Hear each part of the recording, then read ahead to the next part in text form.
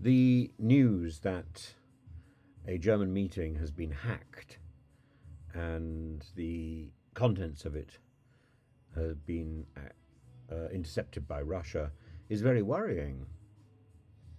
First of all, uh, for the reality of the hacking, but secondly, for the stupidity and the absurdity of the conversation that took place. The German officers were discussing with Ukrainian officers, presumably, how German missiles could hit the bridge that links, the bridge that Putin linking Crimea with the Russian mainland. And this is simply shocking. So the German Chancellor has said that this is a very serious matter, and that is why it's being investigated very carefully, very intensively, very quickly. But the reality is this video conference was not held with proper secret guards.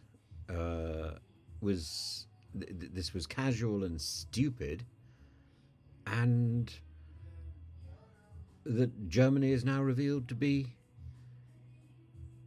plotting an attack on what Russia regards as its own soil.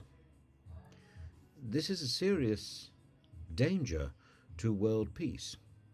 And of course, it's being picked up immediately by Maria Zakharova, demanding that Germany promptly provides explanations. Well, she loves that sort of thing. She's the Mata Hari, the the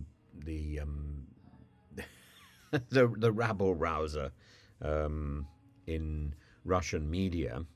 But Dmitry Medvedev, who the sometime presidential pawn, whose extraordinary corruption was revealed by Mr. Navalny, who otherwise was often seen as the mild man of Russian politics, has since remarketed himself, retooled himself as Mr. Tough, and he takes every opportunity he can to threaten the West with nuclear retaliation.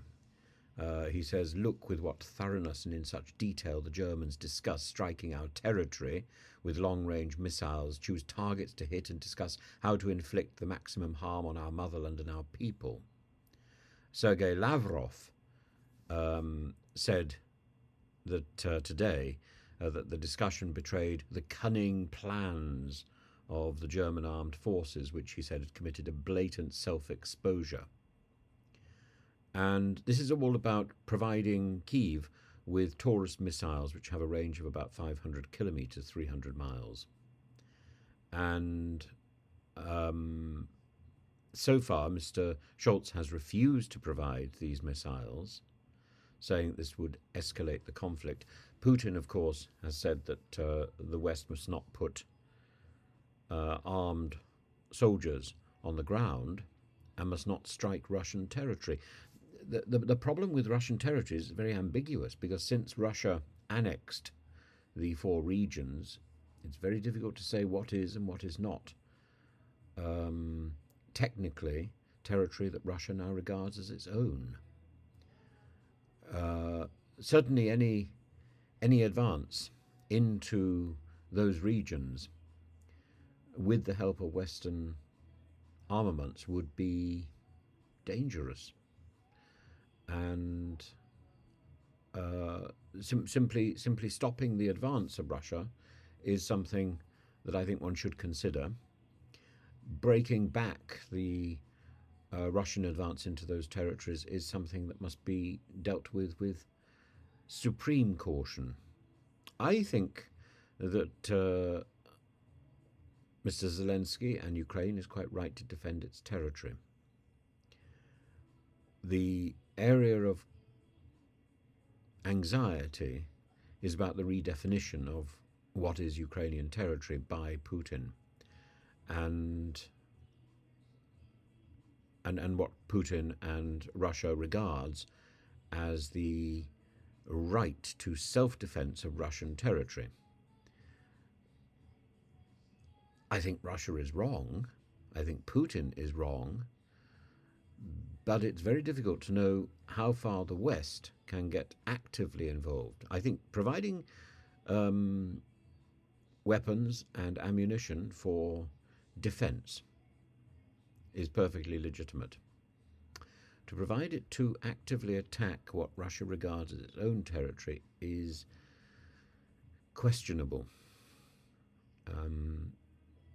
But without pushing Russia back from some of those regions or making Russian life in those regions difficult, I don't see that Russia will consider a retreat. Without a retreat, it's very difficult to see this a war being brought to a conclusion that will re-establish peace in the region.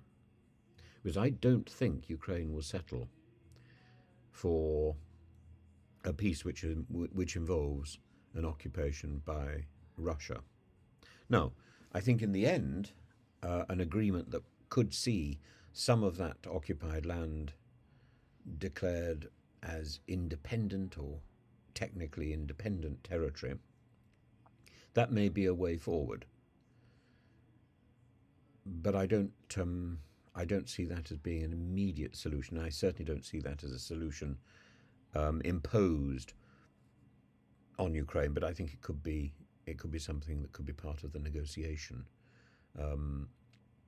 and that would involve a demilitarization of those zones, a complete demilitarization of Zaporizhia and Donetsk and Crimea, and that compromises the very reason why Putin and the Kremlin want to be in Crimea, which is to have access to the Sevastopol port and therefore the nuclear submarine fleet.